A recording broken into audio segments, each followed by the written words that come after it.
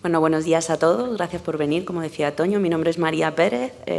Soy médico internista en el Hospital Insular de Gran Canaria y para mí es un placer volver aquí porque, bueno, yo soy de Madrid y me formé en Madrid, así que es un placer estar aquí. Gracias, Toño, por invitarme. En esta mesa vamos a hablar de cómo debe ser la relación médico-paciente y tenemos 3 ponentes. Iremos dando paso a cada uno, ¿vale? Antes que presentarlos a todos a la vez. Y, bueno, tenéis 15 minutos. ¿Vale? Porque, bueno, lo más interesante es el debate y queremos que queden como 30 minutitos o así para luego hacer preguntas y poder hablar entre todos y hacer comunidad. Así que, bueno, primero nos hablará Alfonso Castresana, que nos va a hablar sobre si el paciente quiere decidir o que decidamos por él. Adelante, Alfonso. Bueno, muchas gracias por acogernos, digamos, en esta jornada. Yo represento a la plataforma de organizaciones de pacientes, que es de pacientes crónicos. Está creada hace 9 años, pues precisamente pues para atender y para defender, digamos, bueno, yo diría que casi la humanidad, porque al final la ética sin ser humano no existe. Es la única, digamos, especie que tiene ética. Nosotros formamos una asociación con 35 organizaciones de ámbito estatal. De ellas dependen 1.540 asociaciones y tenemos, digamos, pues de lo más variado, desde cáncer, cardiopatías, enfermedades raras, tenemos todas las neurológicas, Alzheimer, Parkinson, esclerosis múltiple, autismo. Este miércoles tenemos la asamblea nuestra y entrará diabetes también. O sea que esa es, digamos, nuestra finalidad. Es muy importante la cronicidad en España y por esa razón se creó la plataforma de organizaciones de pacientes. En España se calcula que hay más de 21 millones de personas que de alguna forma tienen algún diagnóstico de enfermedad crónica o de sintomatología. Esto supone el 54% y evidentemente crece con la edad. A partir de los 65 sube al 89 y luego en el 96,5. Luego prácticamente no se escapa nadie. Y también existe en la infancia, con un 19%. ¿Por qué es importante la cronicidad, sobre todo en tema médico? Pues porque supone el 80% de las consultas de atención primaria, 60% de hospitalizaciones y 80% del gasto sanitario español. El título de la ponencia le he puesto con trampa, pero no tiene la culpa la organización. Lo que quiero llamar la atención con la trampa es porque quiere decidir, puede decidir, está capacitado para decidir, le dejan decidir. O sea, él encierra, digamos, muchas interrogantes. Y lo que quiero resaltar es que el paciente no es que se le pueda preguntar si quiere decidir, es que tiene que decidir, es su responsabilidad. Lo que está en juego es su vida, su salud, la de su familia, la de los amigos, la del entorno, porque la enfermedad va a afectar de alguna forma a su vida, especialmente cuando es grave y especialmente cuando es crónica. Y aquí hay que resaltar la corresponsabilidad que tiene que existir. El paciente es la persona que más sabe de su enfermedad, sin lugar a dudas. Pero el médico es el único que le puede curar y es el que sabe más de su enfermedad. El médico le puede ayudar con recomendaciones, consejos, pero lo que no puede es sustituir la voluntad. Hay muchas veces que confiamos plenamente en el médico y lo debemos hacer, porque de la confianza, digamos, tiene que surgir la capacidad de poder decidir. Si no nos genera, digamos, no nos facilita una información, no nos genera una confianza, es imposible por parte del paciente tomar una decisión y tomarla, digamos, acertada. El problema que tenemos, pero bueno, lo tenemos en todos los órdenes, digamos, de la medicina. Solo el 10% de los pacientes según los estudios que estamos realizando nosotros, y llevamos ya 6 años haciendo baremos con los pacientes crónicos, solo el 10% participa en las decisiones compartidas. Tiene muchas causas, Esta falta de participación, como la tiene, todavía es más grave lo que es la falta de adherencia, que en España y en Europa estamos en un 50%, y resulta incomprensible que en enfermedades graves la gente no deje de tomar la medicación, hacer las pruebas médicas, seguir las dietas, recomendaciones, ejercicios, etc. Es, incomprensible. La medicina nuestra está enfocada normalmente en procesos agudos, con visión a corto plazo, pero en el tema de los crónicos la visión tiene que ser a largo plazo, a medio plazo, largo plazo, y lo que tiene que saber, el médico tiene que saber de la vida del paciente, no solo de su enfermedad. De la misma forma que en otras profesiones, si a un arquitecto se le encarga una casa, tendrá que saber qué es lo que necesita el cliente, sobre todo cuando es un chalet individual. O a un abogado, que es mi caso, y ya siento dirigirme a los profesionales sanitarios, que de esto no sé nada, pero bueno, sí sé de paciente, crónico por mi edad, y entonces es muy importante que esa relación exista, y normalmente es unidireccional, estamos delante, y luego además tenemos un problema grave, que es el problema de cuando nos dan una noticia de una enfermedad grave, el paciente se bloquea y no escucha nada más que la primera frase o la segunda frase, el resto ya no escucha nada más, el resto es a quién conozco que tiene esto, dónde lo he leído, dónde lo he mirado. Esa es la situación. El paciente debe contar con una correcta comunicación, lo han dicho los que me han precedido en la palabra, una escucha activa. Hay que informar de todas las alternativas terapéuticas y sopesarlas, y hay que tener en cuenta la singularidad del paciente, de su vida y de su dolencia. Se está olvidando, y lo resalto, el examen físico y sobre todo muchas veces la escucha. Cuando entra un enfermo, un paciente en la consulta médica, normalmente el médico está mirando el ordenador. No le mira al paciente cómo anda, cómo sonríe, cómo saluda, cómo se comporta, cómo se sienta y si sonríe o no. Y la cronicidad sí quería resaltar que no entiende de la edad. Ya sé que hay cosas que son, cuando no se tiene una explicación, y me supongo que en medicina interna también será un recurso bastante utilizado, pues que son cosas de la edad. Pero bueno, todo tiene, un tratamiento, o por lo menos hay que saber, atender al paciente.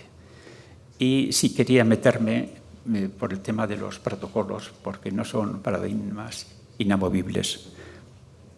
El protocolo, yo he trabajado en alguna empresa, recuerdo de una donde más o menos el libro de las normas de obligado cumplimiento eran 250 páginas, y yo dije, yo como letrado asesor y secretario del Consejo no me las voy a leer, porque es imposible cumplir 250 páginas de normas. Bien, este es el protocolo. Es una gran ayuda y un gran riesgo si el protocolo se queda solo en el protocolo. Puede llegar a curar puntualmente una enfermedad, pero el paciente necesita de otros cuidados, necesita acompañamiento, comprensión, generar confianza, empatía, tocarle, escucharle, y eso es lo que hoy en día los pacientes echamos, en falta. El protocolo evidentemente dota de un rigor a la actuación médica y debe seguirse y cumplirse, pero a veces hay que saltárselo y a veces hay que hacer más cosas que el protocolo, normalmente más. Y para ello, es que si no, he hecho una referencia a la inteligencia artificial, pues porque si es puro protocolo, con el tiempo, en 5 o 10 años, tendremos la respuesta en la inteligencia artificial, pero no tendremos, nada más. Y no debemos entender por ello que los protocolos de actuación son paradigmas inamovibles. El Sistema Nacional de Salud nuestro, pues tiene que ser capaz de luchar contra la brecha informativa que existe para asegurar que todas las personas, sin importar su capacidad, puedan recibir esa información, no solo ellas, sino los cuidadores. Y la desigualdad en el acceso a la información agrava la situación de discriminación de las personas afectadas. Tenemos 17 sistemas sanitarios absolutamente descoordinados y con notables diferencias, lo cual no es justo. Y eso sí que atenta directamente a la ética del tratamiento médico. Y juegan un papel muy importante, aunque a veces resultemos, digamos, un estorbo o una incomodidad, las organizaciones de pacientes, porque lo que están defendiendo son los derechos de ellos y son los que pueden, digamos, ayudar.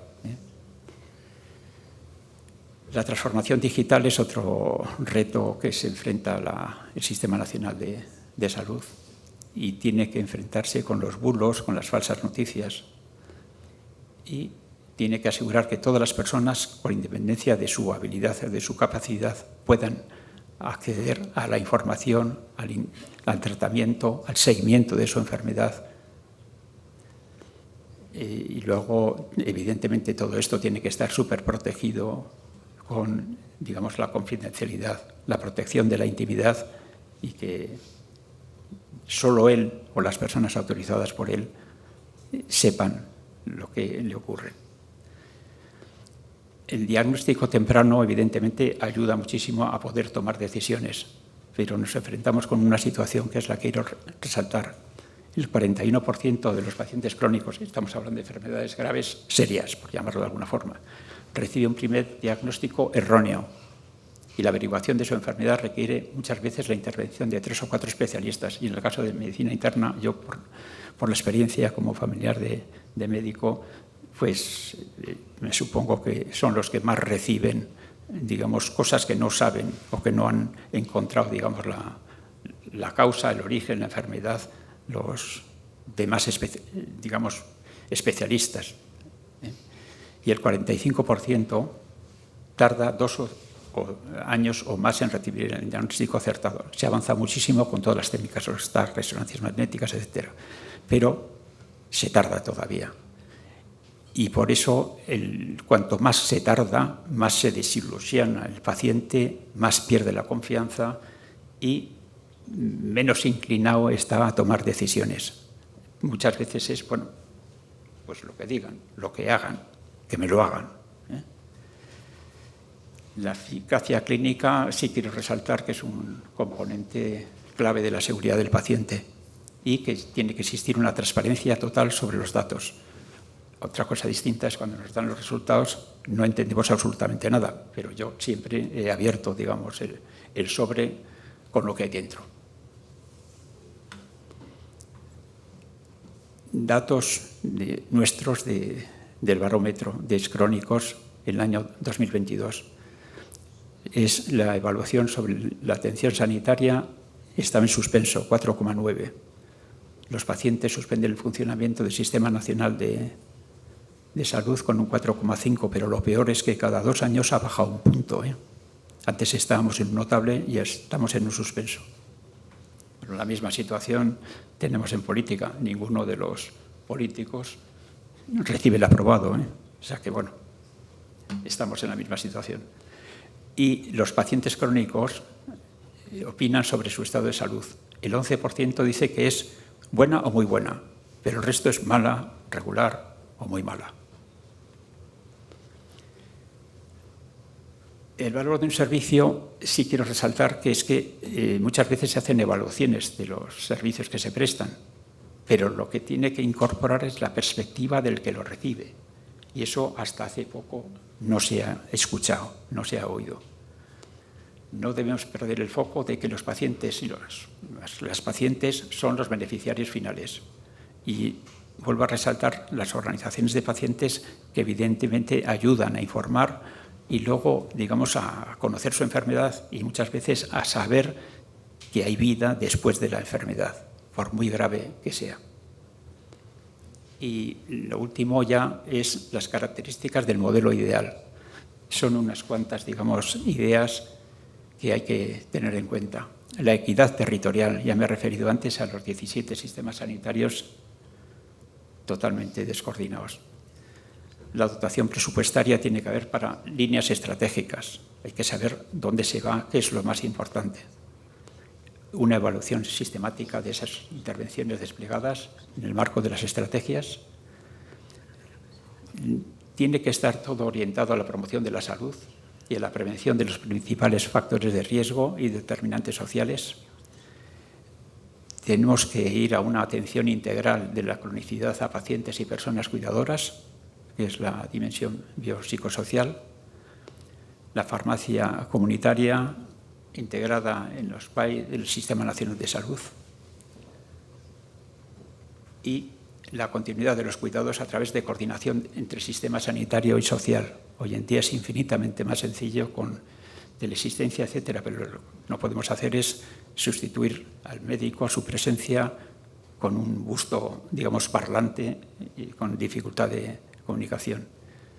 La atención primaria, evidentemente, es el eje coordinador central para la cronicidad y debe estar dotada de recursos humanos y materiales en coordinación con la atención hospitalaria y con la atención a crónicos.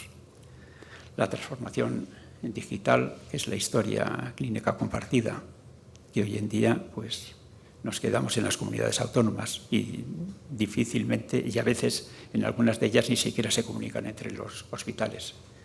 La enfermería de la atención primaria ha de ser líder en la promoción de la salud y de la prevención.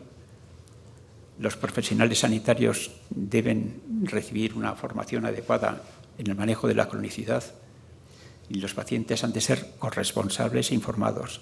Si lo hacemos así, el paciente entonces sí querrá decidir y no tendréis que decidir, digamos, por él.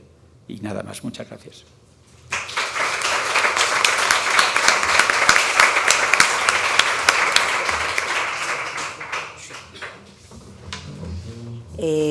Gracias, Alfonso. Ahora damos paso a la siguiente charla. La familia conspira o protege, y la va a dar Elena García Llana, que bueno, es la presidenta de la Sociedad Española de Cuidados Paliativos y trabaja en el Hospital Universitario de La Paz.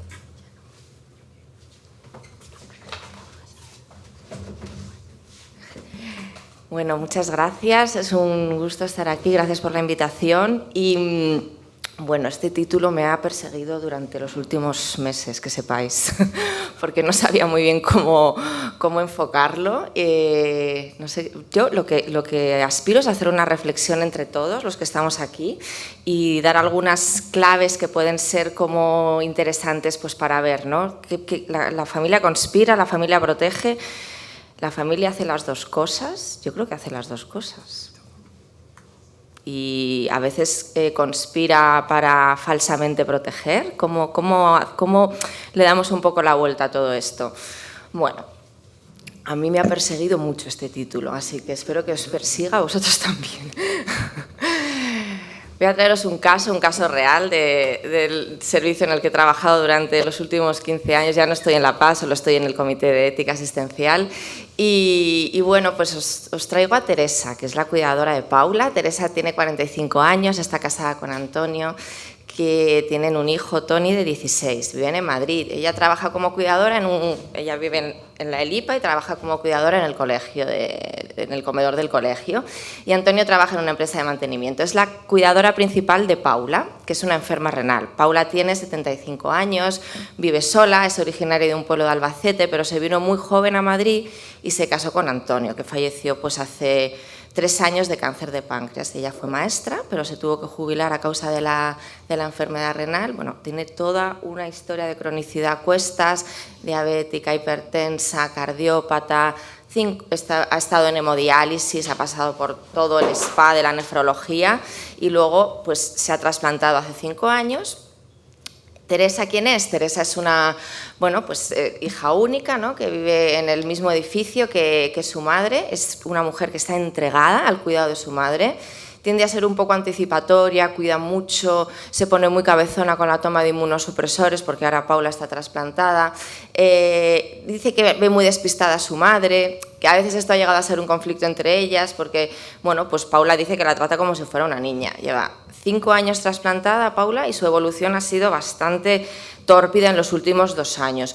múltiples ingresos, visitas a la urgencia, infecciones de orina, un leve deterioro cognitivo, ¿no? Y bueno, pues le cuesta asumir que está con estos fallos de memoria principalmente y por eso tiende a ocultarlo. ¿Quién conspira? ¿Quién oculta? ¿Conspira siempre la familia? ¿Conspiran también los pacientes? No lo sé, porque en mi experiencia en cronicidad, pues yo creo que también a veces es al revés y se suele dar el movimiento opuesto. Es derivada la consulta de ERCA para seguimiento y para otra vez valorar pues la vuelta a un tratamiento renal sustitutivo porque está perdiendo el riñón y bueno, pues es algo que ella ya conoce. Entonces aquí, no sé si os acordáis de los cuentos de Elige tu propia aventura, a mí esto me acompañó en la infancia durante largas lecturas, entonces pensaba, bueno, vamos a ver, ¿cómo te lo montas? Porque aquí hay camino A, camino B, camino C. ¿Qué responsabilidad tenemos los profesionales en generar los pactos de silencio, que es un poco lo que está detrás de esta ponencia, ¿verdad? Nos podemos encontrar la historia de evasión, y en la historia de evasión pues está Teresa con el nefrólogo, ¿verdad? Y Teresa, la hija, bueno, pues le puede plantear, ¿no?, como un misil de estos emocionales al médico. No le diga usted lo de la diálisis, se hundiría, doctor, bastante tiene, yo la conozco muy bien y sé que no lo podría soportar, ¿no? Nos podemos encontrar un escenario a lo mejor un poco más, bueno, pues un poco más prudente, que es que estén todos los agentes, ¿no? Que esté Teresa, que esté Paula, la enferma, y que esté el nefrólogo. Pero también nos podemos encontrar que dentro de este escenario de una aparente toma de decisiones compartida, pues también se lanzan misiles emocionales como, hombre, mamá, tú has podido con todo, hazlo por nosotros, por Tony, ¿no? Vamos a hacer todo lo posible, ya te lo conoces, ¿no? Ya sabes, esto de la diálisis no es nuevo para ti. Pero también nos podemos encontrar otro escenario donde Paula está con su nefrólogo y lo que dice es que cómo le van a contar esto a su hija, que es que ya no lo lleva nada bien, que ahora le está costando mucho asimilar, que ahora tocan bastos, que nunca me llegó a funcionar del todo este riñón, desde que perdí a Antonio todo ha ido cuesta abajo y bueno, pues estoy bastante cansada de ingresos, de médicos, bueno, pues parece que hay, ¿no?, como una negativa a un inicio de hemodiálisis, lo cual, bueno, pues parecería que tener sentido a priori. Bueno, vamos a ver qué podemos dilucidar de todo esto. Cuando hablamos de conspirar, hablamos, bueno, pues de algo donde hay un tercero que no está, ¿verdad? Nos ponemos de acuerdo para hacer algo contra alguien, ¿no?, que en principio podría ser muy importante, como es el paciente, ¿no? En la RAE hablan del Estado y del soberano. Pero bueno, ahí está, la conspiración tiene una categoría moral, por eso luego lo cambiaron a pacto de silencio, que parece que es más aséptico, ¿no? Parece que es algo como, bueno, en principio no hay una intencionalidad de hacer un daño. La familia conspira para falsamente proteger, la familia hace lo que puede.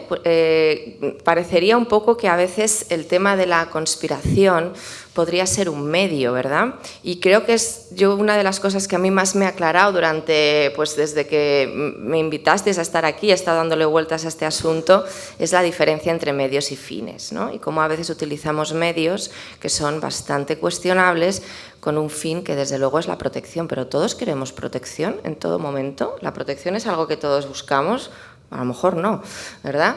Entonces, bueno, ¿por qué se cambia el pacto? Pues el pacto, vamos a ver un poco, a explorar qué es esto del pacto, ¿no? El pacto tiene que ser algo abierto, donde en principio no tiene que haber coacción, se reconoce en la valía y la dignidad de la persona, hay una situación de igualdad, de simetría, ¿no? Donde, bueno, pues tú tienes que dar algo, ceder algo para recibir objetivos que pueden ser compatibles, ¿no? El pacto tiene, bueno, pues tiene cierta sensatez, ¿no? Porque parece que aceptas al otro como un interlocutor válido, como algo que es razonable, que es lo que plantea es razonable. Y esto también es muy importante, cómo nos posicionamos delante de las familias, porque a mí me pasa, o sea, es tan fácil juzgar y es tan automático el juicio, ¿verdad?, que hacemos de ellas.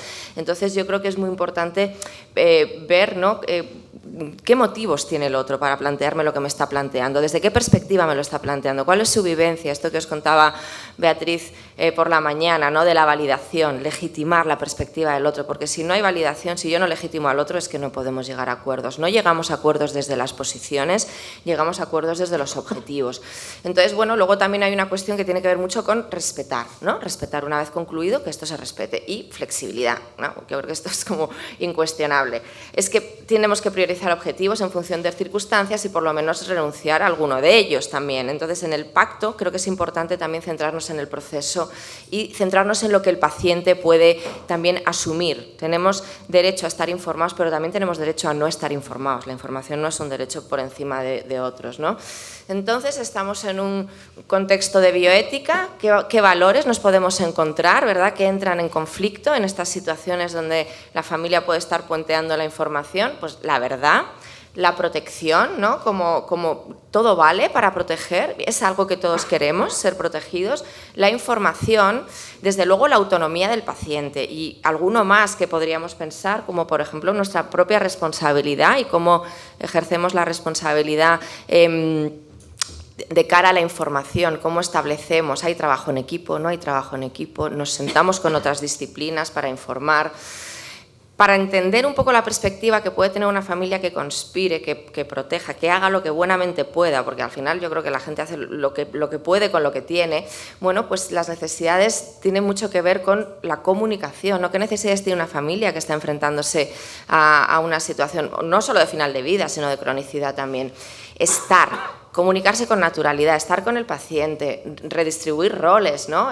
Recibir ayuda. Algo muy importante, claro, para comunicar yo tengo que hablar de la vulnerabilidad, yo tengo que nombrar algo que hace mucho daño y para lo que no estamos muy bien preparados, ¿no? Básicamente todas estas necesidades yo creo que se traducen en dos: apoyo emocional y comunicación. Que la familia sepa lo que se puede encontrar y que además, bueno, pues pueda recibir apoyo de los profesionales. Para hablar del pacto de silencio, nada, pues simplemente 4 cuestiones, ¿no? Que tiene que ver con un acuerdo implícito de alterar la información, o explícito, ¿verdad?, por parte de familiares, amigos, profesionales, con un objetivo de ocultar, ¿no? Y con un objetivo, ¿no?, tanto el diagnóstico como el pronóstico. También podemos hablar de esto porque no siempre el pacto de silencio tiene que ver con el diagnóstico, ¿verdad? Por ejemplo, esto en cronicidad es muy habitual. Se oculta más lo pronóstico, porque como es crónico, esto no mata. Hay como una idea ahí preconcebida, ¿verdad? Y hay muchas dificultades a veces para poder situar en los pronósticos. Pero ¿por qué ocurre esto? O sea, si tú quieres explorar este fenómeno, ¿por qué ocurre el pacto de silencio? Pues lo hemos visto, ¿no? Por un deseo de proteger, para no causar angustia. En el fondo es muy legítimo lo que quieren las familias. Lo que pasa es que los medios son erróneos, está mal diseñado esta estrategia, este método bueno, pues que ponen en marcha como pueden. Entonces, incapacidad, ¿no?, para nombrar aquello que es a veces innombrable, ¿no?, porque parece que de lo que no se habla no existe. Bueno, pues porque la realidad es una enfermedad, es la enfermedad, y el deseo es el bienestar, es la tranquilidad, y ahí hay bueno, pues una distancia muy grande. Y parece que estos medios que se imponen, el silencio, las medias verdades, los lenguajes inespecíficos, pues parecería que se vuelven en contra, ¿no? Yo creo que una de las claves que nos podemos llevar a casa también es que la desconfianza desprotege mucho más que la información, lo ha dicho el primer ponente antes, ¿no? Si no hay confianza no hay vínculo, y si no hay vínculo pues no podemos establecer procesos de cambio, de toma de decisiones. En definitiva, la comunicación puede ser difícil, pero la incomunicación lo es mucho más, como dice nuestra querida Pilar Arranz, genera soledad, genera aislamiento, genera falta de confianza. Entonces, en estos objetivos de manejo, ¿no?, cuando nos encontramos esta disyuntiva, desde luego apoyar al paciente, pero también apoyar a la familia, ¿no? O sea, que tenemos que tener esta idea clara de que la familia es cuidadora y objeto de cuidado también, ¿no? Entonces, el objetivo no es informar, El objetivo es explorar, el objetivo es ver qué necesidades de información tiene el paciente que a lo mejor no están siendo cubiertas, ¿no? Y desde los objetivos podemos negociar con las familias. Tenemos métodos, ya os ha hablado Beatriz sobre la comunicación, el counseling, y tenemos herramientas que son técnicamente efectivas, y si uno no las usa, cae en iatrogenia por omisión. Esto es muy importante también verlo, ¿no? Entonces, los medios, los fines, explicitarlo con la familia, ¿no? Negociar los medios, esto sí que podemos negociar los medios, se negocian los medios pero no los fines, el fin es que el paciente no sufra, que haya un bienestar, bueno, pues en la medida de lo posible, y ante eso, ¿quién se va a resistir aunque tu familiar no sufra? Pues es muy difícil que tú te resistas si tienes un equipo que te plantea esto. Nada, 4 claves simplemente para aterrizar un poco todo esto, ¿no? De cara a las familias, ya acabo, de cara a las familias, ¿cómo aterrizamos las conversaciones? Hay que explorar qué le pasa a la familia, ¿verdad? Que me han comentado que usted prefiere que no le digamos nada a su padre sobre la enfermedad. Cuénteme qué es lo que más le preocupa, identifico amenazas.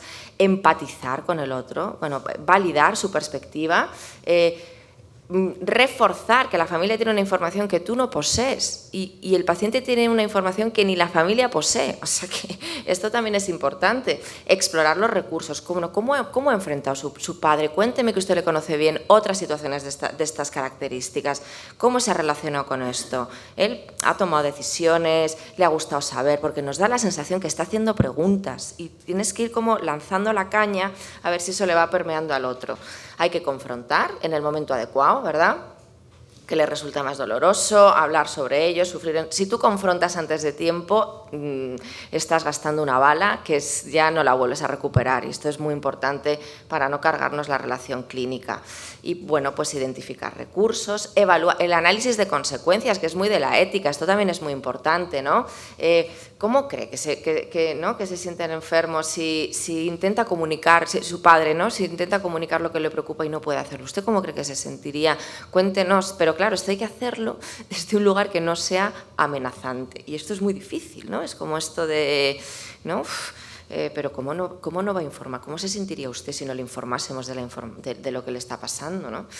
Bueno, pues esto es complicado y ahí entra toda la parte de autorregulación del profesional.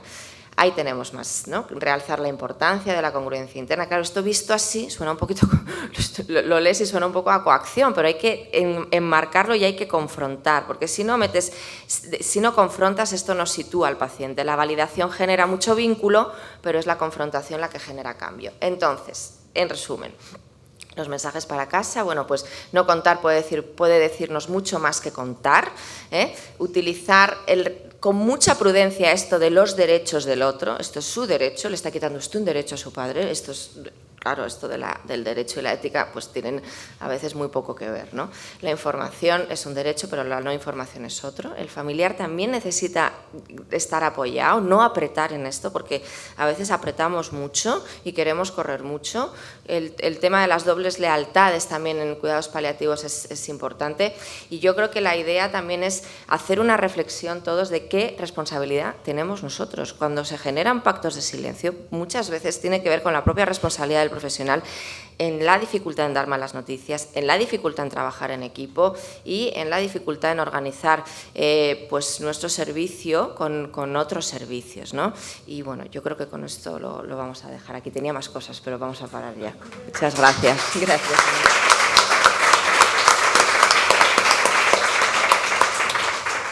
Y bueno, por último, dar paso a Joan Muela, que nos va a hablar sobre la cultura y su diversidad, armonía o conflicto. Gracias. Bueno, pues muchas gracias. Es un gusto estar aquí de nuevo en Madrid. A ver, me voy a presentar un poco. Soy Joan Muela, soy antropólogo de la salud, trabajo básicamente en salud global. Entonces, esto me ha llevado, al estudiar, por ejemplo, el acceso a la salud en diferentes contextos, en Gambia, Vietnam, Laos, Perú, etc., te fijas también en la interacción médico-paciente en diferentes contextos, ¿no? Aparte, empecé mi carrera profesional hace muchos años y uno de los temas que traté en los 90, 2000, era inmigración y salud, porque esto se empezó a plantear como un problema en los centros de atención primaria de Barcelona. Y después fui a México, traté el tema de interculturalidad con comunidades indígenas, un poco más de lo mismo, pero muy distinto. Y finalmente, ahora vivo desde hace muchos años en Suiza, donde soy inmigrante, y como tal me sorprende, por decirlo de alguna manera, la cultura médica suiza, ¿no? Entonces, desde todas estas perspectivas, también me ha costado enfocar el tema de armonía o conflicto, ¿no? Claro, en principio,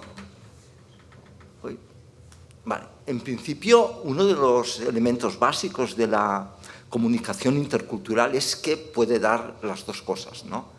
Armonía y ojalá, y esto cuando se puede conseguir con una buena comunicación, entonces llegamos a una situación de buena calidad asistencial, se mejora la calidad asistencial, se mejora también la satisfacción del paciente y de los profesionales de la salud, ¿no? Y a la vez el problema que se plantea siempre cuando se trata de inmigración y salud es el conflicto.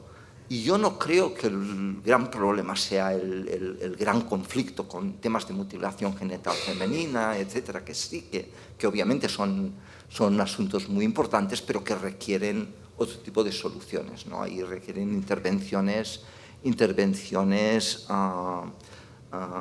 en el ámbito de incluir servicios sociales, es mucho más complejo, ¿no? Transdisciplinares, multisectoriales, ¿no? Porque si no, no podemos afrontar estos problemas, ¿no?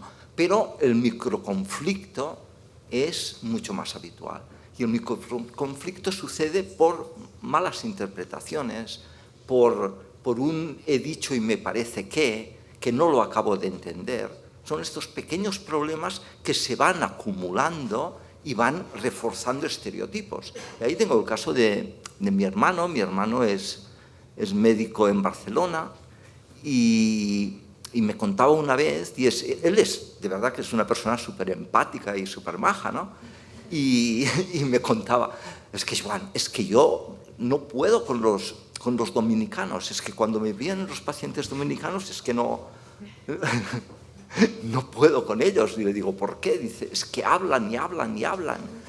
Y claro, yo tengo que acabar o sea, tiene que venir el siguiente y seguir hablando, ¿no? Y le digo, bueno, a ver, Jordi, ¿qué haces tú para acabar la consulta, ¿no? ¿Cómo solucionas esto? Dice, pues nada, me miro el reloj, miro la puerta, callo, pero seguir hablando, ¿no? Y yo le digo, bueno, ¿no te has preguntado que tal vez mirar el reloj, mirar la puerta, no son buenas indicaciones, no son buenas señales para transmitir lo que quieres transmitir, ¿no? Y digo, ¿por qué no te levantas, los acompañas amablemente, te despides, ¿no? Te despides. ¿Vale? Entonces,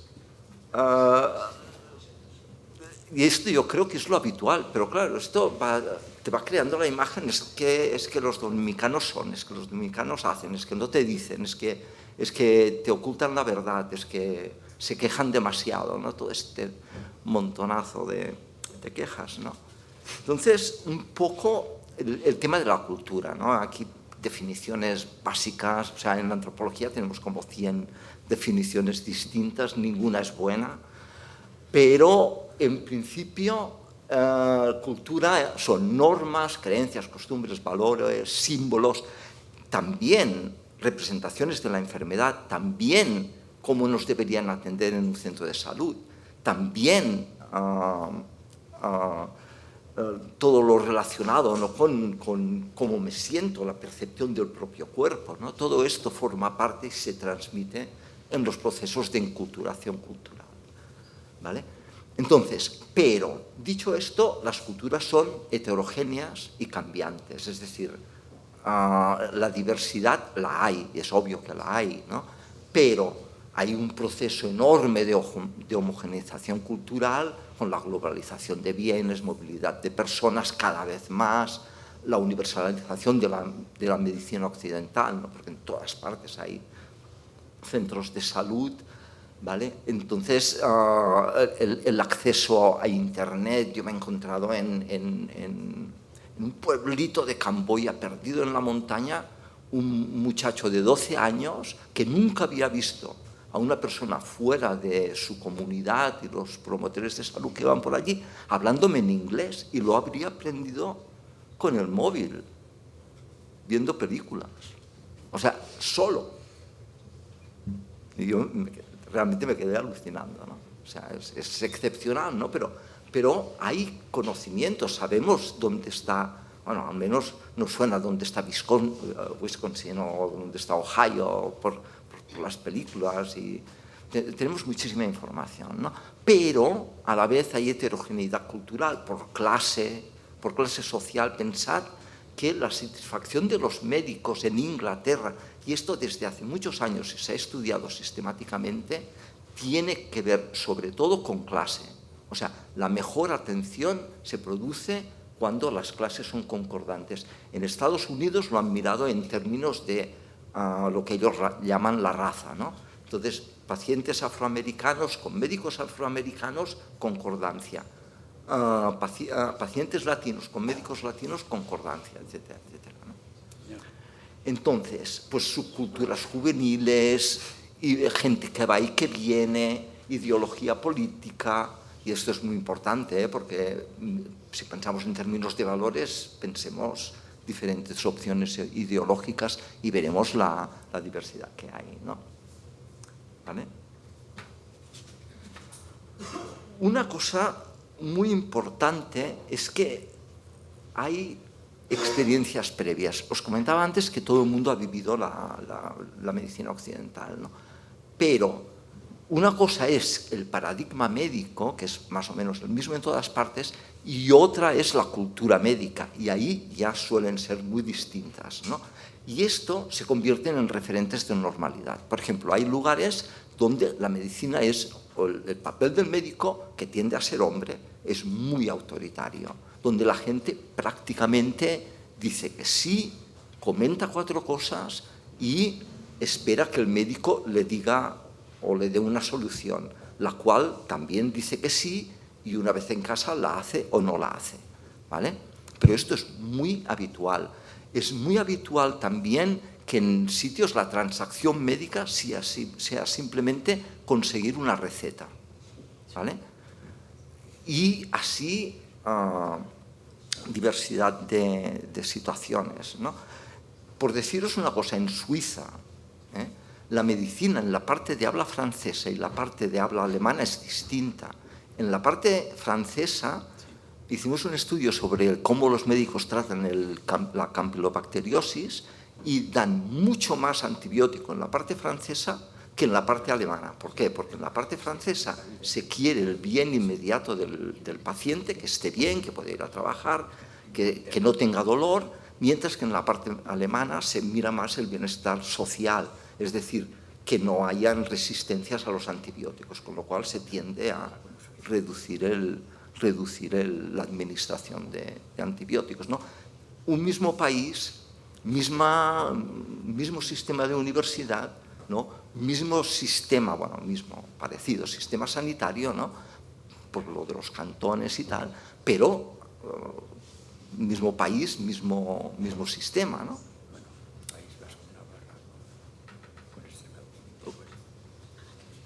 Entonces, ¿qué sucede cuando personas de diferentes sitios vienen? En primer lugar, están las predisposiciones, las actitudes, las percepciones, y esto es muy importante, la curiosidad, están los estereotipos jugando, ¿vale? Los sesgos, el conocimiento, la información previa, está en la interacción, ¿no? Si hay una confianza, si somos capaces de generar confianza, hay las barreras lingüísticas, y esto es muy importante en todo el debate que hay sobre los intérpretes. Si podemos contar con la familia como intérpretes ad hoc o tenemos que ir por intérpretes profesionales. Los intérpretes ad hoc ponen un muy serio problema de confidencialidad, porque son, o sea, imagínate que viene alguien, te está traduciendo un familiar o un amigo, la interacción está mediada. Entonces ahí hay, esto también lo estuvimos trabajando en Bélgica, todo el tema de promover la interpretación social con profesionales, ¿no? Entonces, y resulta más barato, por todo lo que se ahorra en problemática, en más largas estancias en el hospital, pruebas diagnósticas erróneas, etcétera, etcétera, se ahorra dinero.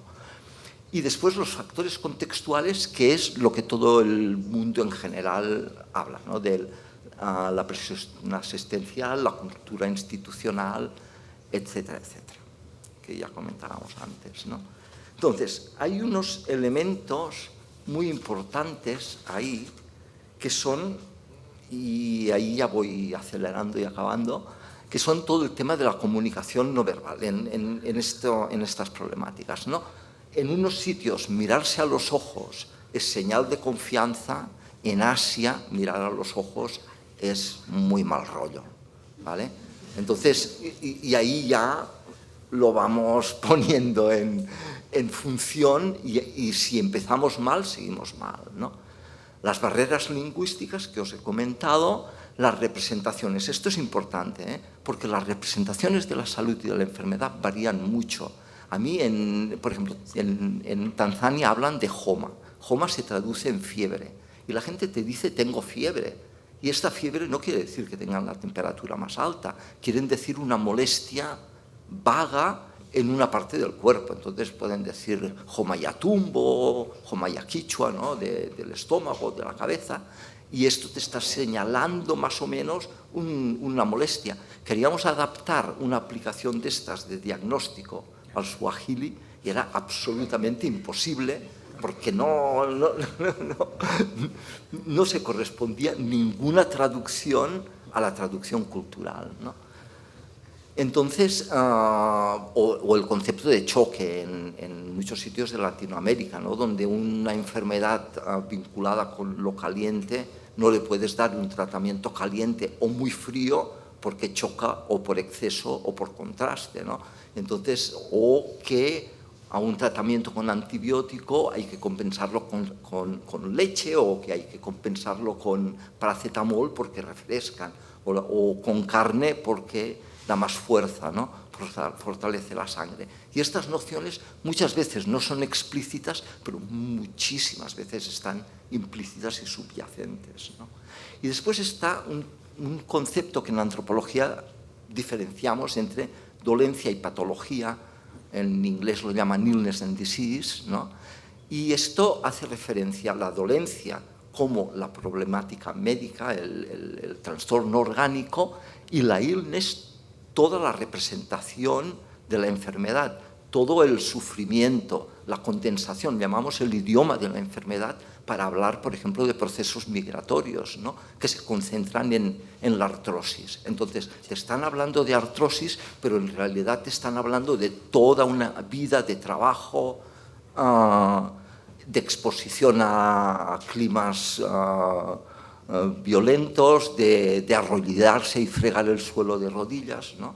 Entonces, ahí, con todo esto, te están explicando una experiencia de vida. Con esto, pensemos que hay culturas médicas, más illness y más disease. En Suiza es muy illness, o sea, tú vas al médico y no le cuentes tu vida porque ya empieza a mirar también al reloj, ¿no? No le cuentes tu vida, ¿no? Mientras que en otros sitios el hablar y el cómo estás, cómo está tu familia y tal, forma parte del diálogo y del entrar en relación y de entender al paciente no solo como un cuerpo enfermo, sino como una persona que tiene un problema que le afecta a la salud y que, hablando sobre toda su experiencia, podremos conocer más y podremos atinar mejor el diagnóstico, ¿no? Pero es que hay culturas médicas que no son así. Y esta era una de las principales quejas de los pacientes colombianos en Londres, en un estudio que hicimos, donde decían que es que con los médicos ingleses no se puede hablar, no están para nada interesados en ti, solo les interesa qué te duele y dónde te duele, y que vamos, que mejor largarse. Y entonces buscan opciones como ir a la privada, han hecho centros de salud latinoamericanos donde tienen el trato que esperan, ¿no? Pero mi mujer, que es suiza, cuando viene, por ejemplo, cuando venía a Barcelona y una vez tuvo que ir al hospital, me dijo, pero ¿por qué me preguntan estas cosas? ¿Qué les importa a ellos? ¿Cómo estoy? Que me miren la sangre, ya, ¿no? O sea, son culturas también médicas que están en juego y en diálogo. ¿Muy poco? Bueno, esto rápidamente, simplemente, esto es un estudio y hay números, datos, todo lo que queráis, que muestran las ventajas precisamente con el tema de los intérpretes profesionales que os comentábamos antes, en términos de ventajas, ¿no? Si están esos intérpretes, ¿no? De acceder a cuidados paliativos, poder expresar bien y reportar los síntomas físicos y mentales, se entiende mejor el diagnóstico y el pronóstico, se siguen mejor las pautas de tratamiento, ser programado para el seguimiento después de alta hospitalaria, satisfechos con el encuentro médico, y la satisfacción es un elemento clave por los dos lados, por parte del paciente y por parte de los profesionales de la salud. Y por el otro lado, si no, los problemas que hay es realizarse pruebas innecesarias, sobre todo en urgencias, tratamientos innecesarios, más tiempo ingresados en los hospitales, y esto incrementa el coste de una manera enorme, ¿no? Exponerse a errores médicos, esto lo vimos con temas concretos de diabetes, por ejemplo, y acudir repetidamente porque empiezas ahí un itinerario terapéutico, a ver, como no confías, vas a buscar a otros sitios, ¿no? A ver, por aquí no me convence, voy a cambiar de médico, voy a volver a mi país a ver si me atienden mejor, ¿no? Y esto hay mucha gente que dice, ostras, es que estás por ejemplo, en Suiza, ¿no? Si en Suiza tenemos una salud fantástica, ¿por qué te vas a Bolivia para tratarte, ¿no? Bueno, porque tienen bastante más confianza con el sistema allí, ¿no? ¿Vale? Y soluciones, ¿qué problemas se han planteado, ¿no? Bueno, los problemas, perdonad, lo que ya he comentado, y soluciones, material informativo, esto no sirve para mucho, ¿no? No, porque después te encuentras tienes que está bien, o sea, ir buscando por internet y estar buscando por aquí, preguntar y tal, pero finalmente vamos, no aprendes las culturas, o sea, esto es mucho mejor fomentar el interés y la curiosidad, o sea, si te dicen algo, preguntar por qué y qué te pasa, y esto, contrariamente a lo que todo el mundo cree, reduce el tiempo, no lo aumenta. Reduce el tiempo, no lo aumenta, ¿vale? Y después, bueno, tema de intérpretes profesionales, talleres de medicina intercultural, esto se ha hecho muchísimo, y después la divulgación, ¿no? Para fomentar también el que se comprenda la cultura médica del país receptivo, después en asociaciones culturales, templos, mezquitas, trabajo con agentes comunitarios, etc. Pues ya está.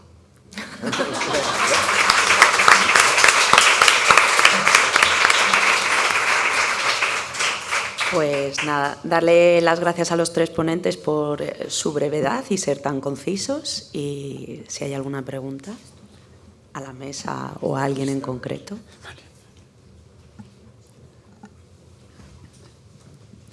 Bueno, muchas gracias. ¿Sí? Muchas gracias por las tres comunicaciones. Yo quería preguntar a raíz de esta última, por ejemplo, yo soy internista y donde yo trabajo, el sistema de interpretación es un teléfono móvil tipo Alcatel, en el que hay que coger unos auriculares que uno lo llevas tú y otro el paciente, seleccionas mediante un listing telefónico el número del país y llamas. Entonces, quería saber un poco la opinión de estos sistemas y, más allá de la opinión, que no sé si es un poco difícil, pero bueno, ¿qué podemos hacer como médicos que nos encontramos ante esa situación? Pues qué cursos intermedios podemos elegir o plantearnos para intentar salvar esta dificultad, que es lo que tenemos cuando el paciente viene solo a veces. Sí, bueno, ¿respondo ya o...? Sí, ¿no? Bueno, en plan teórico, tanto el intérprete profesional in situ, ¿no?, que viene, o el intérprete por teléfono, cualquier medio, por teleconferencia, cualquier medio, es mucho más valorado que el que venga el paciente con un familiar o un amigo, ¿no? Esto en principio. Ahora, se sabe y es obvio que todo tiene problemas, ¿eh? O sea, todos los elementos tienen problemas. Y el de la comunicación, como planteas, ¿no?, por teléfono, el gran problema que tiene es que estás comunicando con alguien que está de voz, pero no está presente, ¿no? Y esto realmente genera problemas. Y supongo que a veces incluso al no estar presente, yo no sé tu experiencia, ¿no?, pero la interpretación o la traducción a veces deja que desear y tampoco es muy claro, ¿no? Yo no sé cuál es, y me gustaría que me contases un poco tu experiencia, ¿no?, en este sentido. Lo he tenido que hacer, pues sobre todo a mí me ha resultado muy complicado plantear la situación, pues contar el escenario en el que estábamos al intérprete, porque desconozco quién es el intérprete, dónde está. O sea, yo muchas veces eso me generaba también curiosidad. Entonces, pues normalmente algunas veces es verdad que era difícil hasta que la persona entendiera que se tenía que poner un casco para informarle, porque claro, llegar con el teléfono y decirle ponte un casco, pues también era un poco como no entendía ni para qué. Entonces, bueno, al final es verdad, lo he utilizado 2 veces, la experiencia no fue tan mala, pero bueno, es verdad que a mí también me generaba mucha incertidumbre cuando estaba realizando la traducción, si realmente la traducción, como no tenía a la otra persona al lado, estaba en realidad diciendo lo que yo quería transmitir al paciente o no. Pero bueno, es verdad que fueron contextos de situaciones a lo mejor de atención urgente, un poco más sencilla en el sentido de que, bueno, no había tanto que explicar. No fue tan mala como me esperaba, pero es verdad que me resultó muy difícil quizá lo que planteas de que es telemático, aparte de que no sabes la otra persona quién es, también me planteé lo de la confidencialidad, de esto que estamos hablando aquí, se está grabando, no, quién es esta persona, dónde lo está escuchando. Yeah. Pero bueno, no sé si alguien más...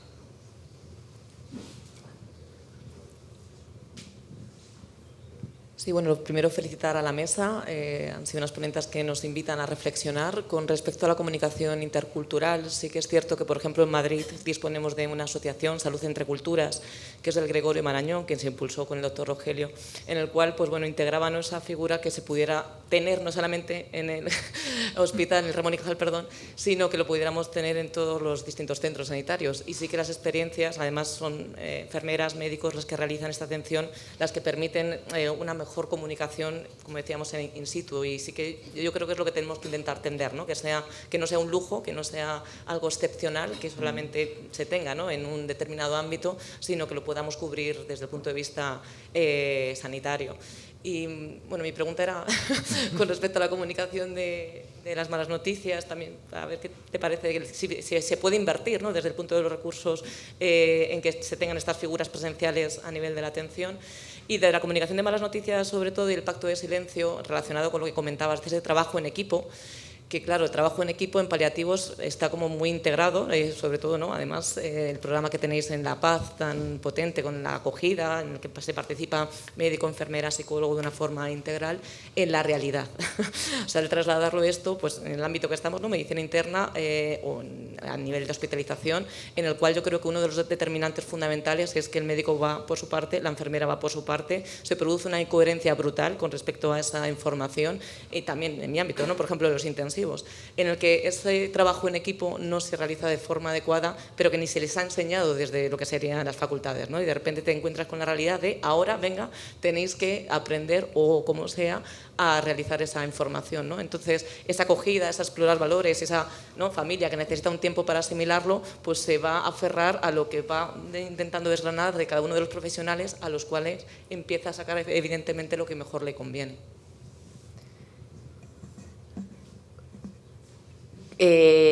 Claro, es que el tema, yo creo que del trabajo en equipo, yo lo que te diría, Taira, es que es súper complejo, pero que tenemos también como una responsabilidad. Tú, por ejemplo, ¿no?, si estás en un equipo de intensivos, que lo estás, ¿cómo tienes que generar una cultura? O sea, esto, lo sabes, cuesta un esfuerzo. O sea, cuesta un esfuerzo el juntar a diferentes profesionales, ya que comuniquen como se supone que hay que comunicar, ¿sabes?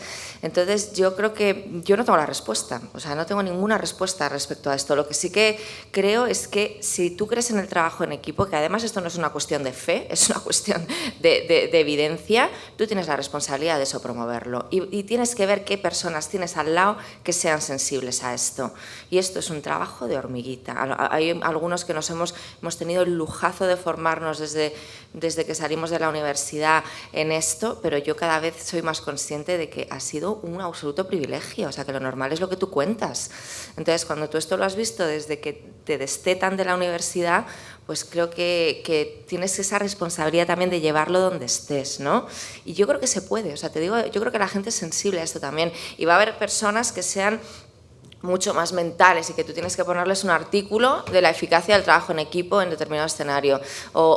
Y luego otra variable que yo creo que puede ayudar es buscar los líderes ahí. Tienes que aliarte con la supervisora, tienes que aliarte con el jefe de servicio, porque si el líder no está implicado en esto, tienes que generar formación. Creo que hay mucho que se puede hacer, ¿sabes? Pero que hay que tener una cosa de tolerancia a la frustración a la enésima potencia, porque muchas veces siembras y no recoges. Yo no sé qué pensáis, pero...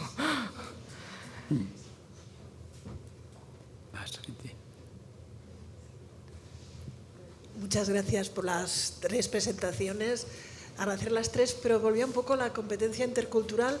Igual la pregunta no era tanto para la mesa, sino también para la sala. Yo soy pediatra de formación, he trabajado con poblaciones altísimamente interculturales y la dificultad es enorme. Una de las zonas que tenía personas procedentes de 30 países distintos. Sí que cuando ves los estudios hay un tema fundamental, que es que las instituciones y los servicios de salud representemos en parte la población que atendemos. Y aquí, por ejemplo, no estamos representando las poblaciones que atendemos. Nuestra procedencia, me refiero. Y cuando doy clases en una facultad de medicina y los estudiantes de medicina no representan la población que atienden. Yo hay un tema que he planteado varias veces de si deberíamos reservar cupos para minorías, que no son tan minorías en algunas partes, pero para, sobre todo, hijos de migrantes es muy difícil acceder a las notas, por ejemplo, para entrar en medicina, pero sabemos eso, que un hospital que, por ejemplo, atienda un 30% de población procedente de Pakistán y no haya ni un profesional sanitario pakistaní, igual son las señoras de la limpieza, no va a ser nunca competente, aunque pongamos sistemas de traducción. Cierto. Y en los 30 años que llevamos de migración, yo no he visto una evolución. No sé si alguien de la sala... Y a veces planteo, ¿deberíamos hacer cupos? No sé, sí. Pero bueno, yo creo que ese es un problema social. Pero además en todos los órdenes, ¿eh? No solamente en la medicina. Yo no conozco un juez negro, ¿vale? Así de sencillo. O sea, y debería haberlos. Ni un juez marroquí, vamos, no hay. Y en arquitectura, en los estudios de arquitectura, salvo que vayas al extranjero, tampoco los hay, digamos, de otros países, por mucha titulación que tengan. Pero es un problema, digamos, de tiempo generacional y que luego han tenido o han venido a ocupar, digamos, los niveles más bajos de los empleos, aun con títulos superiores, y no han tenido más remedio que, porque no había otra forma de trabajar, de ocuparse en niveles, digamos, más bajos, no de titulados superiores, sino inferiores o de simples obreros o camareros o cuidadores. Pero eso es social y la culpa la tenemos todos, ¿eh? O la responsabilidad la tenemos todos. Pero así están los países, así lo mismo ocurre en Europa, quizás menos en Francia, por lo que yo he visto.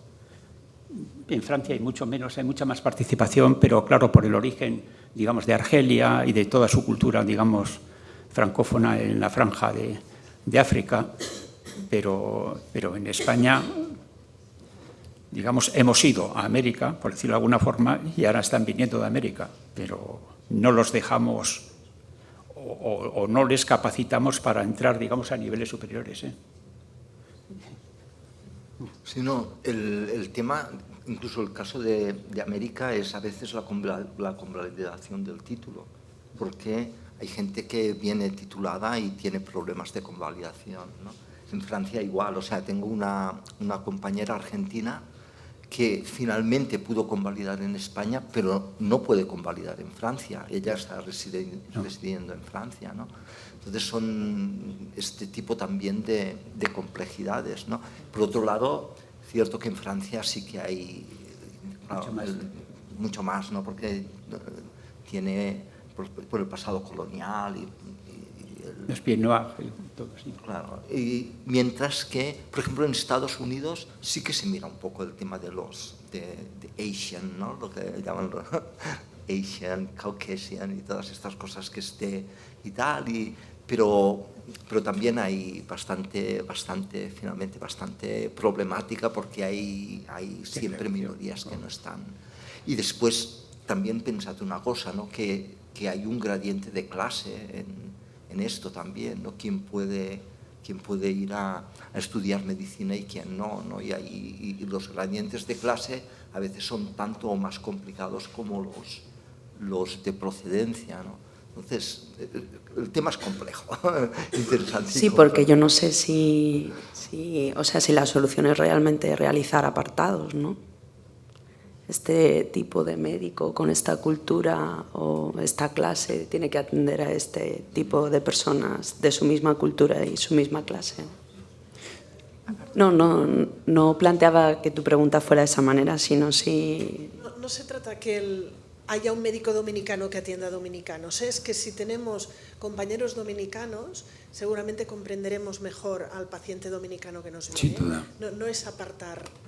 Sí, pero igual tenemos vecinos dominicanos con los que no hablamos. Pero bueno, también eso es producto del sistema, de estudios, la selectividad, la nota, que te impiden, a estudiantes extranjeros acceder a determinadas carreras por los niveles tan altos que se exigen de notas. Entonces, eso coarta, aparte de que luego resultan, que entran los estudiantes mejores, pero no los futuros médicos mejores, ¿eh? Ojo, lo mismo pasa en la profesión nuestra, ¿eh?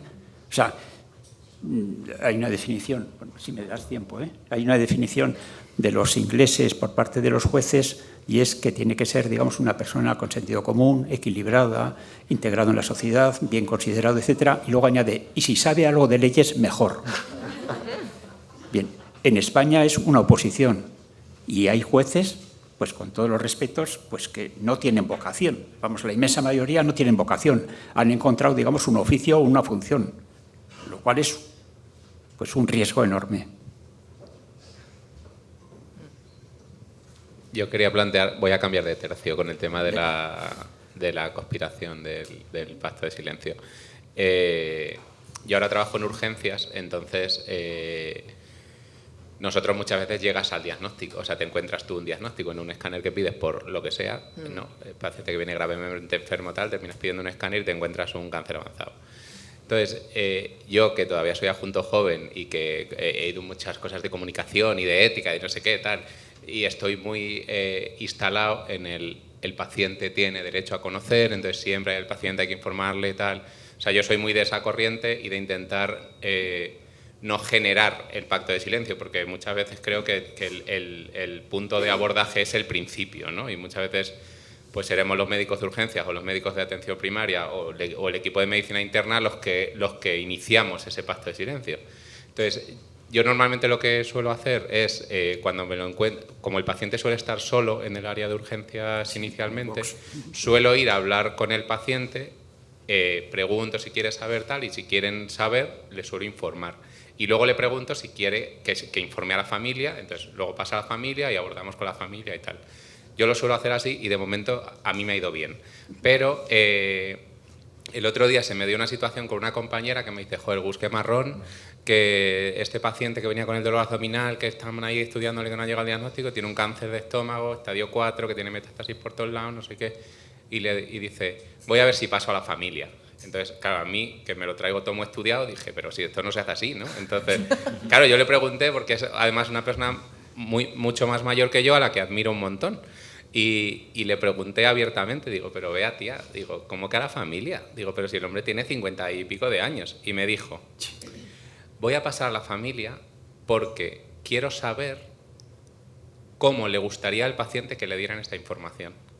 Entonces, de repente, a mí todo el castillo de naipes se me desmontó, porque dije, joder, nunca me había planteado yo eso.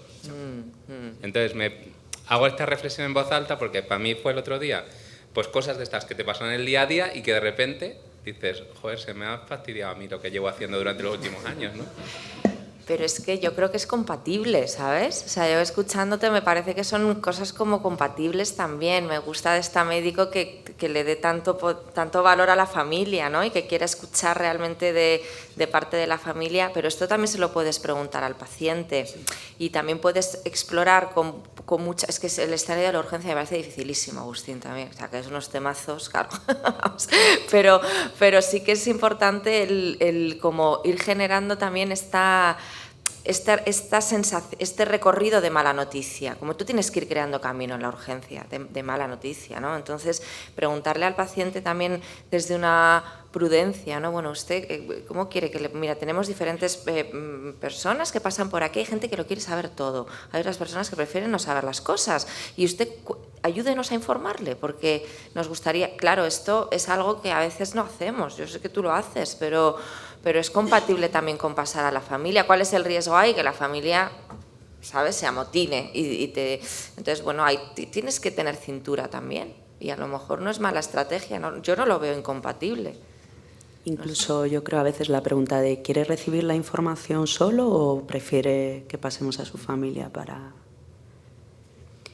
Sí que es un lugar difícil también a veces en la planta, ¿no? Es mucho más fácil... O a mí me resulta más fácil, aunque sí que es verdad que hay estudios que dicen que el pacto de silencio promovido por el médico, ¿no?, o mantenido por el médico viene más con respecto al pronóstico, ¿verdad?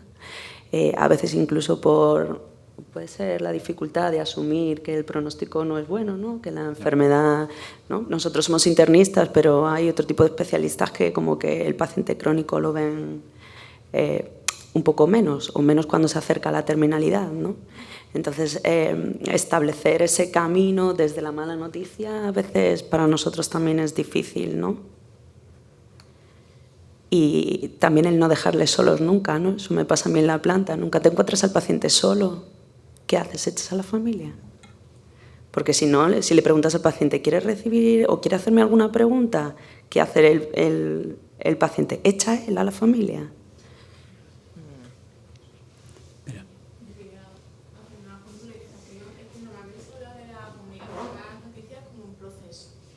Pero a veces yo creo que los compañeros de urgencias o nosotros también en medicina interna, el camino es tan corto que nos quedamos sin recursos porque llega un paciente, le haces un TAC, el TAC te lo hacen al día siguiente, es algo de neurocirugía, tiene claro, no, paciente paliativo.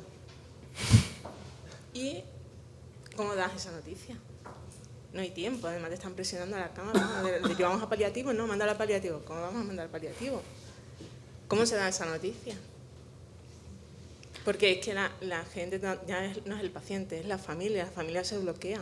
Porque es una mala noticia, pero además no le estás dando esperanza, ninguna. Y hoy en día todo el mundo espera, aunque sea para aumentar supervivencia, algo. Y no le podemos, no son casos tampoco, no es lo más frecuente, pero en medicina interna tampoco es raro. Porque lo que llega a oncología, aunque sea un tratamiento paliativo, pero nosotros somos muchas veces los que derivamos directamente a la unidad de paliativos y en muy poco tiempo tenemos que intentar dar una información, generar un proceso de aceptación de la información para que cuando llega a paliativos el camino vaya medio hecho. Pero mucho te propones en tan poco tiempo. Yo creo que, ahí claro, yo creo que ahí es un tema también de la propia frustración nuestra y de tú tienes lo que tienes y de ti depende el esfuerzo, no el resultado. Que de ti dependa la adaptación de ese paciente es muy difícil. Entonces, yo creo que es importante también como estate presente, es que es mucho lo que puedes hacer, aunque sean 2 días lo que tienes ese paciente o aunque sean 12 horas, ¿sabes? Pero genera lo que depende de ti, que ese paciente pueda ir situándose y a lo mejor el resultado no es el que tú esperas, ¿sabes? Yo creo que es mucho también nuestra propia frustración. Sí, yo creo que la contención emocional en esos casos es muy dura, muy difícil, Muy difícil. está frustrada. Muy difícil. Muchas veces son pacientes jóvenes, porque bueno, nosotros estamos acostumbrados a personas mayores, pluripatológicos, que limitamos muchas veces, hablamos con la familia, pero estos casos son diferentes. Y es que realmente la familia se pone en tus manos, te miran a los ojos, te esperan y no puedes dar nada. No puedes dar nada. No sé. Sí, a mí también me gustaría que nos dijeras un poco, Elena, cómo sostener o acompañar a esas emociones en 2 días. Bueno, ya me gustaría a mí tener respuesta para eso. Para no tener el burnout. No, a las 2, vamos. Yo creo que no hay respuesta. Sigue haciéndote estas preguntas. Lo que te diría es sigue haciéndote estas preguntas y sigue reflexionando también sobre lo que habéis estado viendo con Beatriz, cómo yo sostengo la frustración, ¿no? Y poner esto de la gestión emocional o la gestión emocional, a mí no me gusta, el cultivo emocional. O sea, cómo tú cultivas tu propia profundidad y tu propio encuentro con el otro en los currículums de los residentes, en los espacios como este, que se dé un taller esta mañana, está muy bien. O sea, que hay buenas noticias, yo creo, ¿sabes? Hay muy buenas noticias. Sí, bueno, yo por parte de los pacientes lo que se diría es que, vamos a ver, estamos mal educados. Bueno, no mal educados, no hemos sido, digamos, educados. O sea, en la cultura nuestra, sobre todo en la occidental, se educa, digamos, para el éxito, pero no para el fracaso. Para el ocio, pero no para el trabajo. El trabajo es un castigo, entre comillas. Y se educa, digamos, para prevenir la enfermedad, para tener, digamos, una mejor vida y demás, pero no para la enfermedad, y con la enfermedad incurable y con la muerte. O sea, que parece que, vamos, que es el tabú permanente, ¿eh? Y luego una recomendación a los médicos, aparte de que cuando entren en la consulta les miréis, ¿eh? A la cara y a los ojos, ¿eh? Bien. No, ¿habéis hecho alguna vez alguna llamada al paciente? No atender la llamada del paciente, sino la llamada para interesaros por él. O sea, el paciente, vamos, o sea, crece y se cura. Porque lo que está pensando es que se acuerda de mí, tiene interés por mí.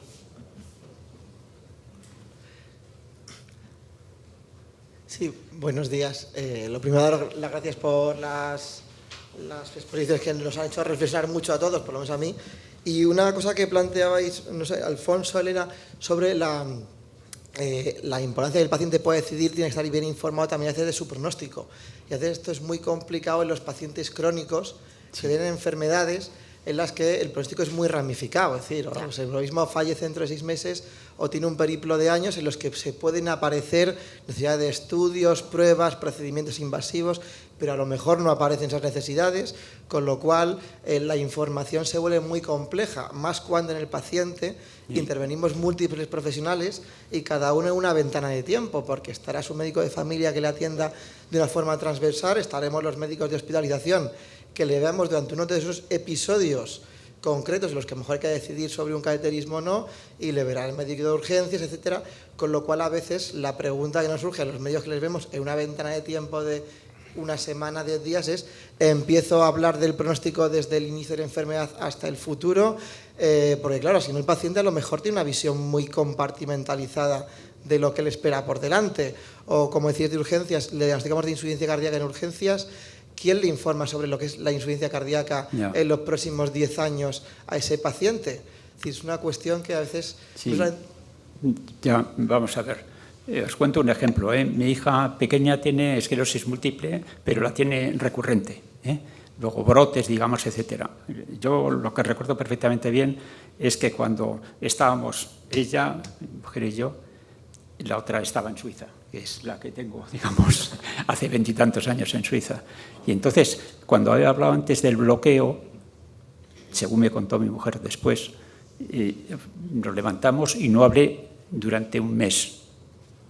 Yo, O sea, mi hija y los demás sí, pero yo podía pedir el agua, el pan, etcétera, pasar las cosas, pero no hablé. Y entonces, pues mi mujer me dijo: oye, harás algo, ¿no? Era vasca, harás algo.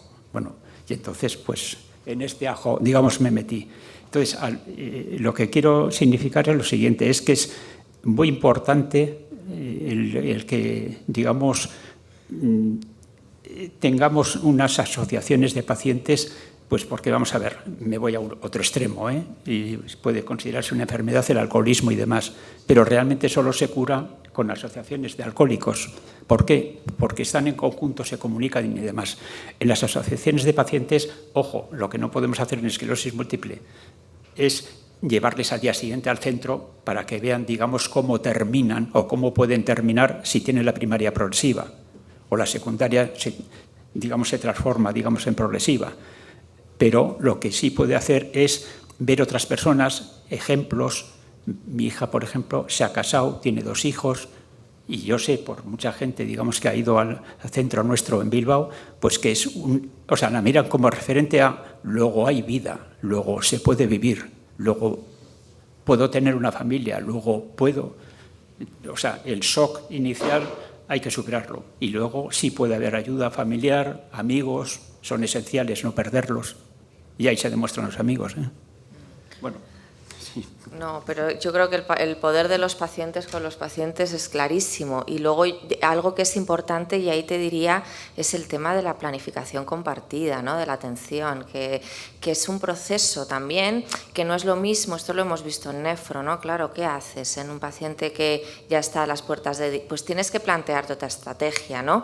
Porque ya son decisiones mucho más concretas. Entonces, no es lo mismo, yo creo que esto hay que hacerlo con una óptica muy preventiva, dependiendo mucho de la trayectoria de la enfermedad, y que no puede hacerlo un único profesional solo. O sea, si tú vas a hacer una planificación en un paciente que sea un cardiópata, necesitas un cardiólogo, pero también necesitas alguien que sepa de ética, alguien que sepa de comunicación y sobre todo de trabajo en equipo. Entonces, todo esto es como que se monta, ¿sabes?, el guiso de la planificación, pero habrá que ver y hay que trabajar en base a programas. Yo creo que esto hay que poner y hacer programas de planificación en función de las trayectorias. Esto, claro, es muy bonito decirlo y es muy difícil hacerlo, pero es que por algún lado hay que empezar. Y a lo mejor, claro, vas a tener un paciente que tiene que decidir entrar en una técnica de soporte vital o no. Y ese paciente tiene que estar informado, tiene que tener información, porque si no hay información no hay planificación. Y en mi corta experiencia, yo creo que los pacientes no están informados. No. Adelante. Espera. Sobre esto de la información que estáis hablando, hay pacientes que tú les informas, pero que se informan ellos, que es lo peor, que era el peligro de la información que buscan ellos en el siglo de la información. Vas a buscar, tú le dices a un paciente tiene un Parkinson y al día siguiente a lo mejor te viene y te dice sí, pero he visto el último tratamiento en el último sitio. Entonces también los pacientes tienen que volver otra vez a sus orígenes de que vale, que hay mucha información en Internet, pero que no es para ellos. Espantosa. Sí. Y entonces, la mala información es lo que está trayendo, porque yo me acuerdo que un paciente me dijo 80 y tantos años, en un contexto cultural escaso, pero el nieto le había mandado no sé cuántos estudios del último tratamiento para el Parkinson. Bueno, vamos a ver en qué contexto. O sea que tenemos muchos peligros también con la sobreinformación, porque hemos hablado mucho de la falta de información, pero la sobreinformación y la intoxicación que hace la información también a nuestros pacientes es fundamental. Igual o peor, yo creo que claro. Peor, sí. Porque entonces nos desviamos ya hacia otras expectativas que es muy difícil controlar. La información tiene que estar ajustada, yo creo. O sea, igual de malo es estar sobreinformado que estar infrainformado. Entonces eso también era un peligro en la comunicación, que muchas veces hay comunicación externa que no depende de nosotros, que es nuestra comunicación interna, que está intoxicando mucho a nuestros pacientes. Claro. Y que las asociaciones de pacientes yo creo que pueden hacer mucho por centrar un poco los temas. Cierto. Bueno, estamos... Vienen enseguida, pues, y los vecinos, y el amigo, y Internet, y... El café, la barra del bar, es la más desinformadora, pero no solamente, digamos, a niveles médicos, sino en todas las profesiones. Son peligrosísimos. Claro, es que es una cosa, es que el conocimiento médico ha salido fuera de las facultades ya. Esa es una realidad con la que nos tenemos que relacionar. Entonces yo te diría que depende de ti la relación clínica otra vez, la confianza que ese paciente con Parkinson, que tú le digas, mire, qué bien, su nieto, cuánto le quiere cuidar y le está dando toda esta información, déjeme que le diga déjeme que le acompañe en esto, porque hay muchas cosas que a lo mejor pues yo le puedo ayudar. ¿Cómo lo ve? ¿Qué le parece? Y ahí yo puedo trabajar la relación clínica. Es complejísimo. La sobreinformación mal Y vamos a peor con la inteligencia artificial, que responde a todo. Yo he trabajado en mi profesión ya con inteligencia artificial y pues hace las cosas tan bien o mejor que yo. En contratos, en cláusulas. Adelante. Yo no sé si tanto hablar de información nos va a convertir en esclavos de la información, cuando la información, más que como un acto de informar, a veces hay que entenderlo como un proceso que lleva su tiempo, ¿vale? Yo que trabajo en domiciliaria con pacientes crónicos, soy un privilegiado, ¿no? Porque me permite ver día a día cómo el paciente va absorbiendo pequeños sorbos de su información. Y lo que es verdad que a estos pacientes nunca se le olvida quién le da la información de forma brusca, de golpe, sin tiempo a asimilarlo. Entonces, es verdad que a veces hay que informar, pero también debemos pensar cómo, en qué ámbito, quién y de qué manera. Sin duda. Es personalizada, Vamos a ver, cuando has hablado de programas, de proyectos, etcétera, de protocolos, tiene que ser personalizado. Hay una adivinanza, ahora me paso al derecho, que es muy interesante, pero es perfectamente aplicable, y es: al amigo, abrigo, al enemigo, castigo, y al indiferente, la legislación vigente. Es mortal, vamos, o sea. Esa sí que es mortal. Aplicada asépticamente es mortal. Sabes mucho. Bueno, vamos a ir cerrándola. Ponerme un poco de abogado del diablo y hablando también acerca de la cultura y de la información. Yo creo que no hay que olvidarnos también de la cultura de la que nosotros formamos parte. En la cultura de la que nosotros formamos parte, la familia es esencial. Entonces, eso de cuánto quieres saber o cómo quieres saber, la teoría está muy bien y todo eso, pero la policía no es tonta. Y en cuanto tú al paciente le dices cuánto quieres saber, inmediatamente sabe que lo que vas a decirle no es bueno. Entonces, es verdad que en ese proceso hemos pasado un poco, creo yo, el extremo de la conspiración del silencio a la información. Y creo que es un proceso en el que no podemos olvidar que nosotros somos pues, de una cultura mediterránea en la que la familia, no ya solo que queramos, es que además, queramos o no, van a ser los que lo cuiden. O sea, que es que forman parte ya no solamente de la información, sino del acompañamiento y del cuidado. Entonces, la familia tiene que formar parte, creo yo, verá, sí o sí, porque formamos parte de esa cultura, ¿no? Sí. Bueno, sí. No, espera, que hay una más. Venga, la última. Ya. Y luego, a propósito de lo que has dicho, que me ha encantado, es que es verdad que al final hay una parte que tiene que ver con lo inconsciente en las relaciones, en las dinámicas familiares, con lo cual tú puedes saber lo que sería ético hacer, pero si tú en tu relación con tu padre no te da vergüenza darle un beso, o te cuesta mirarle a los ojos, o darle un abrazo, o hablar con él, por mucho cáncer terminal que tenga, no lo vas a hacer. Entonces, evaluar lo que hay debajo del iceberg que veíamos esta mañana, yo creo que es importante. O sea, cuando no hay una dinámica,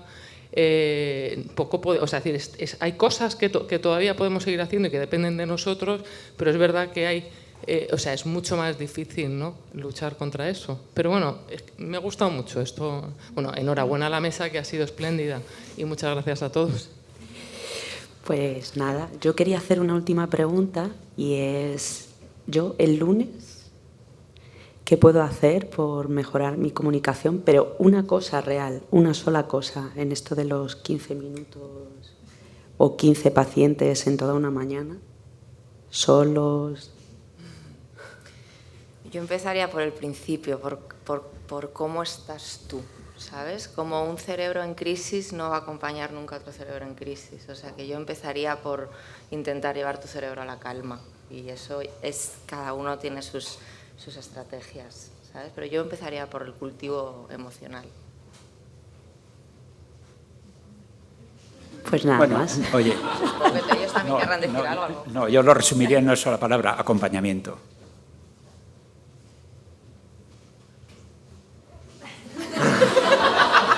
¿Qué dice? ¿Que sí o que no? Yo por mí, en el campo en el cual me muevo, curiosidad. O sea, curiosidad que es interés. O sea, interés. O sea, interesarse con respeto. Y... ¿sí? Perfecto. Pues nada, muchas gracias.